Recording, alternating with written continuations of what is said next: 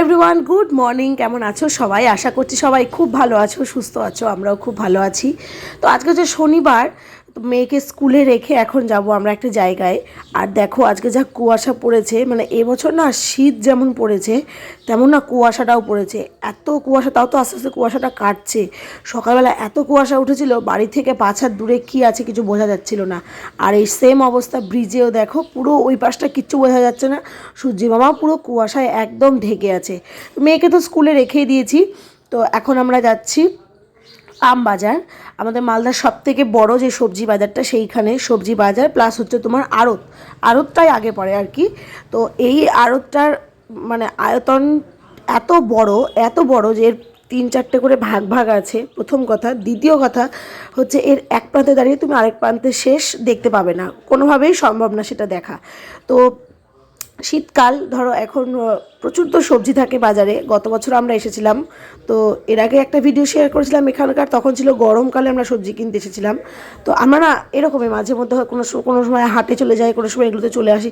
ভালো লাগে, বাড়িতে 3টে মানুষ হলাম তো কী হলো, সবজি এরকম ঘুরে ঘুরে কিনবো, ইয়ে করবো, বেশ একটা ভালো লাগে। তো আসার পরে প্রথমে নিয়েছিলাম ওই কেশর, যেটা দেখালাম। জানি না তোমরা কি বলো, ওই আলুর মতো দেখতে সাদা সাদা থাকে, ওটাকে আমরা মালদায় কেশর বলি। তো কেশর নিলাম, তারপরে নিলাম ক্যাপসিকাম, বিনস আর গাজর এই দোকানটা থেকে। আর সত্যি বলছি, মানে এখানে যা রেটে জিনিসপত্র পাওয়া যায়, একটু বেশি পরিমাণ নিতে হয়। এখানে 250-500 দেয় না, 1 কেজি 2 কেজি 1.5 কেজি আড়াই কেজি, মানে আড়াই কেজি মানে হাফ পাল্লা বলে, আর 5 কেজি হলো তো 1 পাল্লা। তো সেই হিসাবে নিলাম, মানে প্রচুর সস্তায় পড়ে। আর মানে যা সাশ্রয় হয় কি বলবো। তো সেই কারণে আজকে দেখলাম হাজব্যান্ডও বাড়িতে আছে। এর আগেও বলেছি শনিবার করে হাজব্যান্ড বাড়িতে থাকার চেষ্টা করে, তো বাড়িতে ছিল। তো বললাম যে চলো তাহলে, হাজব্যান্ডই বললো যে চলো তাহলে আমবাজার থেকে ঘুরে আসি। সেই জন্য স্কুল থেকে মেয়েকে নামিয়ে এসেছি। একটা ব্যাগ অলরেডি ভর্তি হয়ে গেছে, ব্যাগে জায়গা নেই। তো সেই কারণে এই যে স্কুটির ডিগি থেকে আর একটা ব্যাগ নিতে এসেছি। আমাদের ভুল কী হয়েছিল বলো তো, আমাদেরকে না ওই ছোটো ছোটো চালের বস্তাগুলো নিয়ে আসতে হতো। এত পরিমাণ জিনিস নিয়েছিলাম, লাস্টে খুব অসুবিধা হয়ে গেছিলো নেওয়া। তো এখানে আমি তো দর্শক, শুধু আমি এগুলো বুঝি না, আমি শুধু পেছন পেছন ঘুরি হাজব্যান্ডের, আর দেখি এটা নিতে বলি সেটা নিতে বলি। এখানেও পেঁয়াজ রসুন আদা নিয়ে নিয়েছে, প্লাস তারপরে হচ্ছে তোমার আলু বেছে নিচ্ছে। আলু আমরা 5 কেজি নেব। তারপরে এই দোকানটা থেকে অনেক সবজি নেওয়া হয়েছিল। বেগুনগুলো এত সুন্দর দেখতে ছিল না, এত চকচক করছিল, মনে হচ্ছিলো পোড়া খেলে কি ভালোই না লাগবে। কিন্তু ওই যে অ্যালার্জির ভয়, তবুও নিয়েছি। হাজব্যান্ড আর মেয়ে খাবে, আমিও একটু একটু খাবো, না খেলে কি আর হয়, একদম তো খাওয়া বন্ধ দিতে পারি না। তো সেই জন্য এখানে হাজব্যান্ড প্রথমে বেছে নিচ্ছে বেগুন। ও বেগুন আনতে চাইছিল না, বললো বেগুন নেবো। না না নাও, ভাজা, এইগুলো বেগুন ভাজা খেতেও বেশ ভালো লাগে। আর এইখানে দেখো বেগুন নিয়েছি, বাঁধাকপি, ছিম, মটরশুঁটি, পেঁয়াজকলি, আর আরেকটা নিয়েছিলাম বড় মিষ্টি কুমড়ো। তো কি করব, এবার তো জায়গা নাই। তখন ওরাই বললো যে কিসে নিবা, তখন ওদের থেকে একটা আলুর বস্তা আমাদের দিল।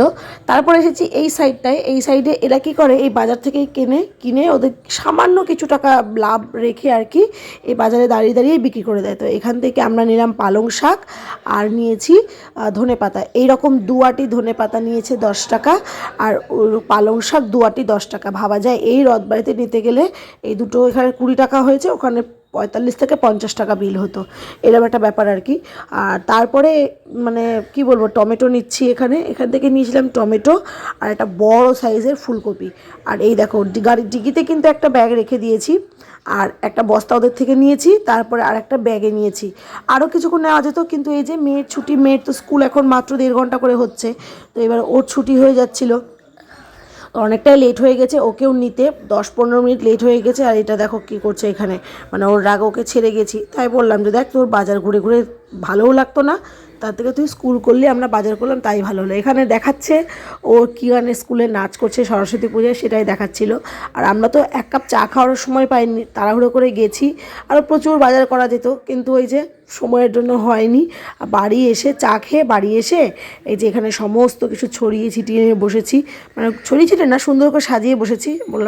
আমি বললাম যে ছোটোখাটো একটা সবজির দোকান কিন্তু হয়েই যাবে, এগুলো দিয়ে সবই আছে, লঙ্কা, পেঁয়াজ, রসুন, আদা, টমেটো, ক্যাপসিকাম, বিনস, গাজর, শাক, ধনেপাতা সবই আছে এখানে। আবার হাজবেন্ড কী করেছে, বিনসগুলোকে সুন্দর করে মানে সাইজ ওয়াইজ করে গার্ডার দিয়ে রেখেছে যাতে আমার রাখতে সুবিধা হয়।